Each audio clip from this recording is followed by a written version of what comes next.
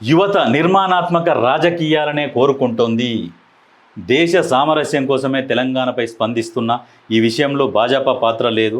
లోకేష్తో వారసత్వ పోటీ లేదు.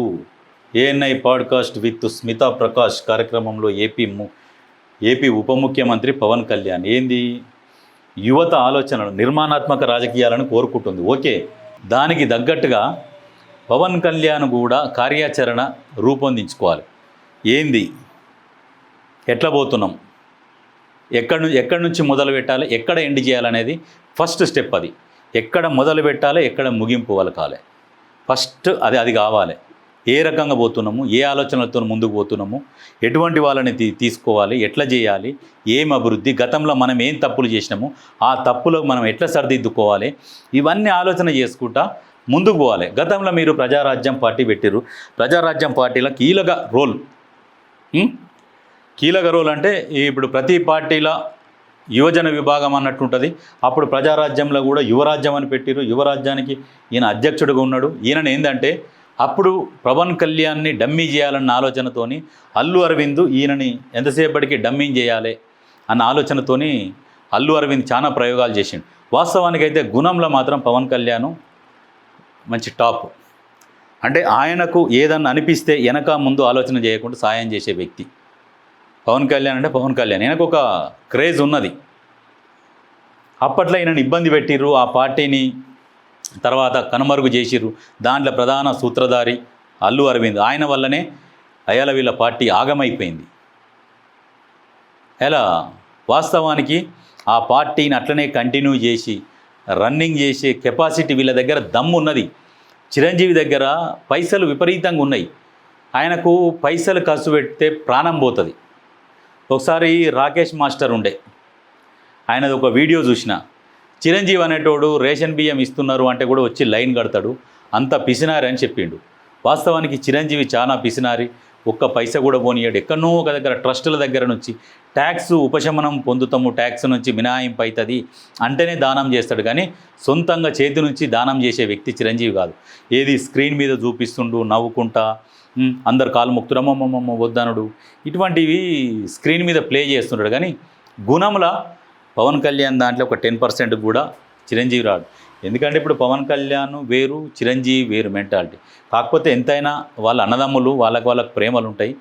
కానీ ఈయన గుణంతో కంపేర్ చేసుకుంటే చిరంజీవి చాలా జమీన్ ఆస్మాన్ ఫరక్ ఉంటుంది.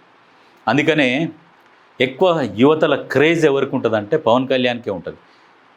ఏదైనా నిర్ణయం తీసుకోవాలంటే నేను రేపు చెప్తా, ఎల్లుండి చెప్తా, ఇక వచ్చే నెల చెప్తా, మళ్ళీ మీటింగ్లో చెప్తా, ఈ సొల్లు ముచ్చట్లు చెప్పాడు. డైరెక్ట్ అదే మీటింగ్లో అప్పుడే నిర్ణయం తీసుకొని అప్పుడే చెప్పేస్తాడు. అటువంటి నాయకుడు తెలంగాణలకు రావాలన్నప్పుడు తెలంగాణ యువతను ఉద్దేశించి గతంలో తెలంగాణకు సామాజిక తెలంగాణకు కట్టుబడి ఉన్నాము అని అప్పుడు ఒక స్టేట్మెంట్ ఇచ్చిరు. మేము అప్పట్లో స్టేట్మెంట్ ఇచ్చినాము సామాజిక తెలంగాణ అని. కానీ ఏ రోజు కూడా మీరు భౌగోళిక తెలంగాణకు వ్యతిరేకమని చెప్పినాము. అప్పుడు దాని గురించి మీరు వివరణ ఇవ్వాలి. ఫస్ట్ గతంలో మీరు ఎందుకు అట్లా చేసిరు, ఎందుకు మీరు అట్లా మాట్లాడారు అనే దాని మీద వివరణ ఇవ్వాలి. ఎందుకంటే మేము తెలంగాణతోని కలిసి ఉండాలన్న ఉద్దేశమే ఉండే మాకు, మీతోని విడిపోవాలన్న ఆలోచన మాకు లేకుండే. ఎక్కడ కూడా 610 జీవోకు కట్టుబడి ప్రతిదానికి కట్టుబడి ఉన్నాం. మీ ఉద్యోగాలు మీకే అన్నిటి కట్టుబడి ఉండి మాకు కలిసి ఉండాలన్న ఆలోచనతోనే ఉన్నాము. కలిసి ఉంటే కలదు సుఖం అన్నట్టుగా ఆ ఉద్దేశంతోనే ఉండే. కానీ మాకు దోసుకోవాలి తెలంగాణ అన్న ఉద్దేశం మాకు లేకుండే అనేది కొంచెం వివరణ ఇవ్వాలి. మరి తెలంగాణ ప్రజలకు వివరణ ఇచ్చుకుంటూ దాంతోపాటు మీ కార్యాచరణ మొదలుపెట్టాలి. గతంలో నానా రకాలుగా తెలంగాణ ప్రజలు ఇబ్బంది పడ్డారు, తెలంగాణ కోసం కొట్లాడారు. ఆంధ్ర పాలకుల వల్లనే తెలంగాణ మొత్తం దోపిడీకి గురైంది. ఇది వాస్తవం. పాలకుల వల్ల, ప్రజల వల్ల కాదు. ఆంధ్ర పాలకుల వల్ల తెలంగాణ నష్టపోయింది. ప్రజలు ఎక్కడున్నా ఎవరి కష్టం వాళ్ళు చేసుకుంటారు. ఏదో ఇప్పుడు వాళ్ళు చేసుకునే దందలు వాళ్ళు చేసుకొని వాళ్ళు బతుకుతారు. ఇక్కడక్కడ అని కాదు, భారతదేశంలో ఏ రాష్ట్రంలో నుంచైనా ఏ మూలల నుంచైనా వచ్చి పని చేసుకోవచ్చు, బతుకోవచ్చు.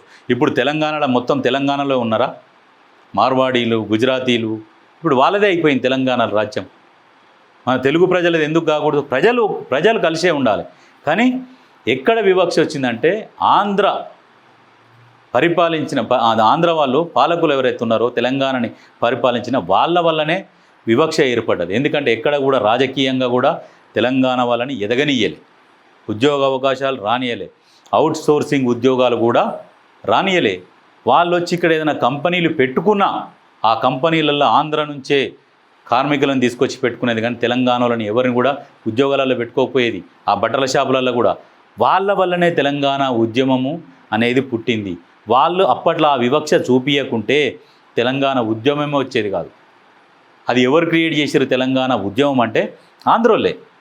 వాళ్ళ వల్లనే తెలంగాణ ఉద్యమం ఏర్పడ్డది.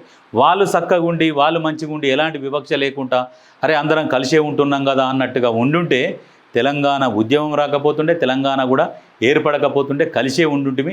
ఇవాళ తెలుగు రాష్ట్రం ఒక పెద్ద రాష్ట్రంగా ఉంటుండే. దానికి కారణం ఆంధ్ర పాలకులు, ఆంధ్ర పెట్టుబడిదారులు, పెత్తందారులు, వాళ్ళ వల్లనే ఇటువంటిది. మళ్ళా మీరు తెలంగాణలోకి వస్తాము అన్నట్టు. తెలంగాణలోకి వచ్చేటప్పుడు కొన్ని చెప్పాలి. మేము మళ్ళీ ఈ రాజకీయాలల్లో తెలంగాణ వాళ్ళే ఉంటారు. దాంతోపాటు ఎక్కడనన్నా ఎమ్మెల్సీలను కూడా మేము ఆంధ్రోలను ఇన్వాల్వ్ చెయ్యము.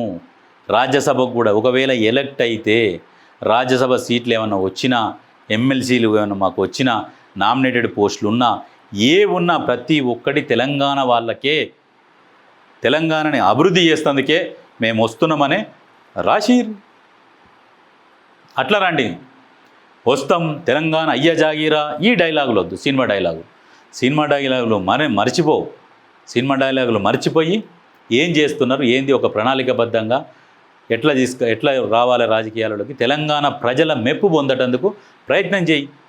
మేము కొండగట్టుకు 30 కోట్లు ఇచ్చినాం, మరి మీరు ఈ డైలాగులు వద్దు. గద్దరన్న కారు కొనిచ్చినాం.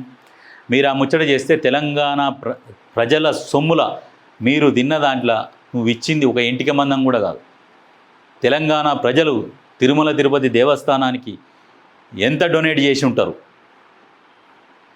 తిరుమల తిరుపతి దేవస్థానం నుంచి ఇప్పటి వరకు తెలంగాణకు వచ్చింది ఏముంది? నువ్వు వచ్చి ఆ 30 కోట్ల ముచ్చట చెప్పి పత్రికా సమావేశాలు పెట్టి 30 కోట్లు ఇచ్చినామని చెప్పు. 30 లక్షల కోట్లు ఇచ్చినా తక్కువనే. ఇచ్చినామని చెప్పుకోవద్దు. గద్దరన్న కారు కొనిచ్చినామంటే నిన్ను ఎవడు కొనియమన్నాడు? తెలంగాణ ప్రజలు కొనియమన్నారా? మరి గద్దరన్న ఉన్నప్పుడు చెప్పకపోయినావు? ఆయన చనిపోయినాక ఎందుకు చెప్తున్నావు? చెప్పొద్దు ఇవన్నీ. నువ్వేం చేస్తావు తెలంగాణకు, మీ లక్ష్యం ఏంది, కొన్ని చెప్పాలి. అవి నచ్చితే నిన్ను తెలంగాణ ప్రజలు ఆదరిస్తారు, నచ్చకపోతే చదువుకోమని చెప్తారు. ఫస్ట్లాగా ఆంధ్రలాగా ఎట్లయితే చేసిర్రో సేమ్ అట్లనే ఉంటుంది. ఒక లక్ష్యంతో ముందుకు పోవాలి. రాజకీయాలంటే ఉత్తగనే కాదు, ఖర్చులతో కూడుకున్న పని.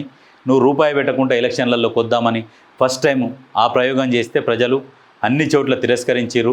రెండోసారి మీ కూటమి ద్వారా ఆ పెట్టుబడులు కానీ అవి కానీ పెట్టుకొని బయటపడ్డారు. మరి మూడోసారికైనా పెట్టుబడులు ఖచ్చితంగా పెట్టుకోవాల్సిందే. ఎవ్వరు కూడా ఓట్లల్లో ఖర్చు పెట్టకుంటే గెలిచిన దాఖలాలు లేవు. వాస్తవంగా సినీ గ్లామర్ తెలంగాణలో పనిచేయదు. ఏమనుంటే చూస్తారు, నవ్వుతారు, సంతోషపడతారు, ఎట్టుండో చూద్దామని వస్తారు. ఇప్పుడు మొన్న ఒక వీడియో చూసినాం, మోడీ హెలికాప్టర్లో దిగుతున్నాడట. ఆ ఊర్లో ఉన్న వాళ్ళు హెలికాప్టర్ చూడలేదట. తండోపతండాలుగా జనం వచ్చిరు. ఒక ఆయన మైక్ పెట్టిండు, మోడీ క్యా బోల్ రా అని చెప్పేసి ఒక మోడీని చూస్తానికి కూడా వచ్చిండు, నేను హెలికాప్టర్ని చూస్తానికి వచ్చినా అని అన్నాడు. ఇట్లనే ఉంటుంది. సినీ గ్లామర్ వరకే. నిన్ను కూడా ఏం చేస్తారంటే చూస్తారు అంతే, అరే ఏంది అని. ఓట్ల దగ్గరికి వచ్చేసరికి వాళ్ళకి ఆల్రెడీ మైండ్లో ఒకటి ఫిక్స్ అయి ఉంటుంది. నువ్వు చెప్పే నచ్చాలి వాళ్ళకు. నచ్చితే ఆదరిస్తారు, గుండెల్లో పెట్టుకొని చూసుకుంటారు. సినిమా డైలాగులు కొట్టి అబ్బా జాగీరా అయ్య జాగీరా అన్నామనుకో ప్రజలు అవి జీర్ణించుకోలేరు. అందుకనే జర జాగ్రత్తగా మాట్లాడాలి.